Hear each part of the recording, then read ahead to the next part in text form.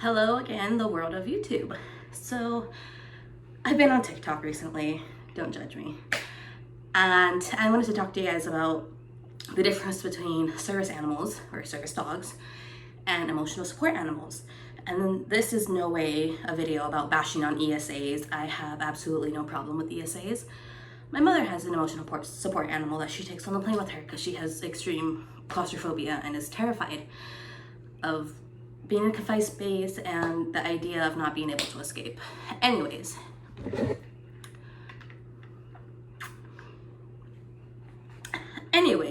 my issue is when people who have emotional support animals claim that their animal is a service animal. Emotional support animals aren't covered by the ADA in the sense that they can go into public places. Only service animals can. They are allowed to go on airplanes with their handler, as well as go into homes and or apartments that would usually not allow any type of animal. So that being said, there was this TikTok video, and there's this TikTok video of this ESA going international and going on the plane, which is totally fine, but then the video goes with this dog going into public transport, different common areas where emotional support animals wouldn't really go. Again, it kind of goes into a gray area because different countries have different laws in regards to that. But somebody in the comments decided to go and say ESAs are fakes, they're scams, they're not legit, and I got upset because ESAs are legit. They're 100% legit. You know, they help their handler by calming them down regardless of just their presence, or maybe the petting them helps them. And so I decided to go and say, you know what, ESAs are legit. The certification is complete scam. That part is a complete scam, totally fake. And people should try their best to stay away from that as far as possible, because even service animals do not get registered. There is no such thing as a certified service animal or service dog in the United States. Just putting that out there. The United States does not equal certification. No certification, no ID, no letter that comes in the mail, no certificate, nothing like that. So I was on the comment section and saying they are real, they are valid. They can go on flights and in homes. The only thing they can't do is go into public access. So they can't go to the mall. They can't go grocery stores where food is being prepped, that kind of a thing. And the owner of this TikTok page decided to tell me that, oh, he's an ESA, but I take him everywhere with me regardless because I have a doctor note. And that's when I got a little, ooh, so I did type back low-key illegal, you know, and she came off on me and was saying, well, I don't have $50,000 for a service animal, for a service dog, and I have a doctor's note, so it's legit.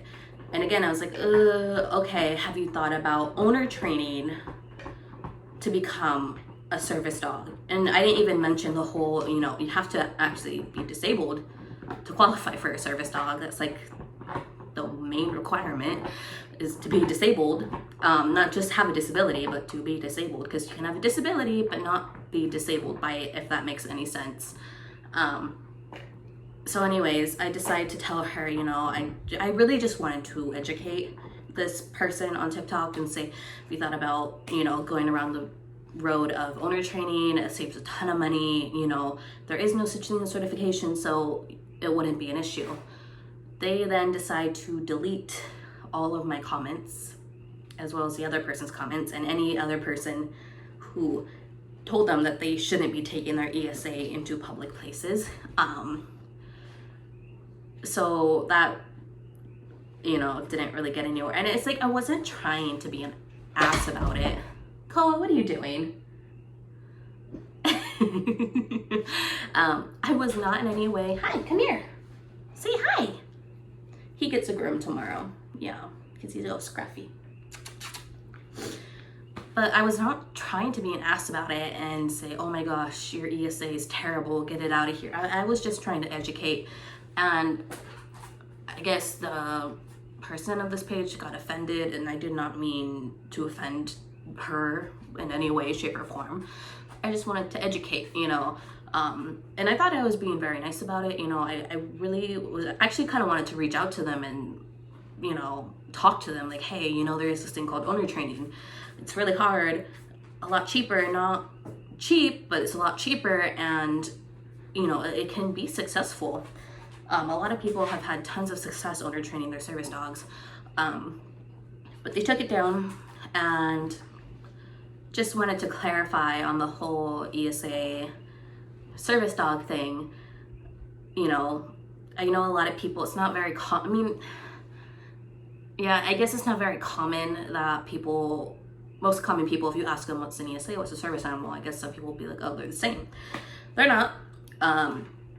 But I just was trying to educate in a very nice way, and I guess it got, you know, not reciprocated in that sense, so I got deleted. Is basically the ending of the story. But I wasn't even bashing on her ESA. Like I said, ESAs are great, they're legitimate, they're totally valid, they're great. You know, all pets I think are great, and if they can help you, then that's awesome. Hi, what are you doing? You want to get a better look? Say hi. You are so scruffy, you can't even see. You go to the groomer tomorrow. Yeah, you go to the groomer tomorrow. Hey, squeezy, thank you. But yeah, ESA is no public access. Service dog and training is public access. And that's another thing too. Under the ADA, service dogs and training, technically, they're not even covered. Like, service dogs are covered by the ADA. Service dogs and training aren't. And that's a whole other topic. And if you guys want to see a video on that, I'd be happy to share it from what knowledge I have. I don't know if you guys know this TikTok handler. I mean, they have a following, but it's not like a following. I think it's like 10,000 followers. But those of us in the service dog community, which is very toxic, I might add, may have ran into this person's TikToks and have already tried to educate, and, you know, this person probably got upset with you as well.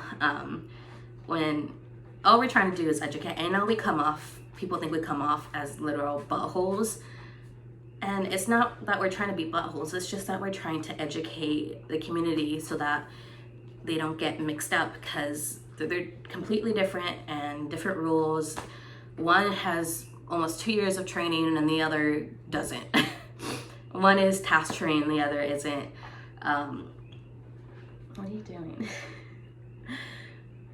I'm not saying that, you know, again, I don't know. I just wanted to make a quick video about that. It really kind of, as Peter would say, it grinds my gears that this person decided to just ignore me and delete all my comments and act like I was the one who was being like rude, when I just wanted to say, hey, you know, different, yeah.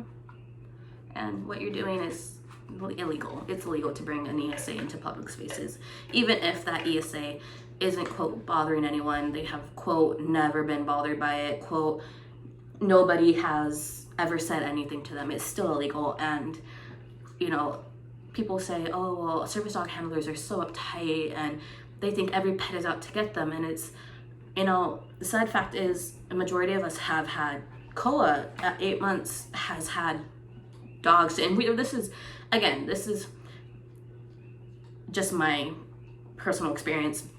You know, he's had dogs come after him before in non-pet friendly places. And while Koa is still young, he is task trained. So I do take him with me places. That doesn't mean he's 100% trained, because we're a long way from that.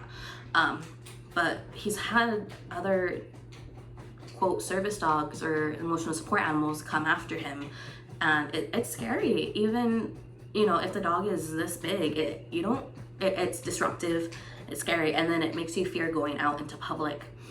And, you know, those of us who have service dogs obviously have disabilities and may already have a hard enough time going out in public, and that just makes it even worse. So people are like, oh, service dog handlers, you know, they think they're so much better than everyone, and we don't. I don't, you know, but we legitimately are, you know, kind of sometimes are scared for our service animals because we put so much time and effort, and not to mention money, hi, yes, into into them. You know, we don't want them to get hurt. We don't want them to get traumatized. We don't want to have to wash them or retire them early due to an attack or an incident. But yeah, that's just kind of my ramble about that. Let me know what you guys want to see lately. I'm suffering a really bad cold. I've had it for about a week. I did end up going to Maui to see my psychiatrist, hence the cold, because I went on an airplane since I live on the Big Island. Since he just wants to lick my ear. And I haven't been doing much public access. I do have a few clips here and there, but not enough to do a whole video on. But I did want to just put something up, and this just so happened to happen about, oh, I don't know, 10 minutes ago. And I thought I would share it with you guys. If you guys want a more detailed video about just ESAs in general, I would be happy to do that, and how you go about getting an ESA and the difference between them and service animals. But yeah, so that's it. Don't know what else to say. All right, guys, bye.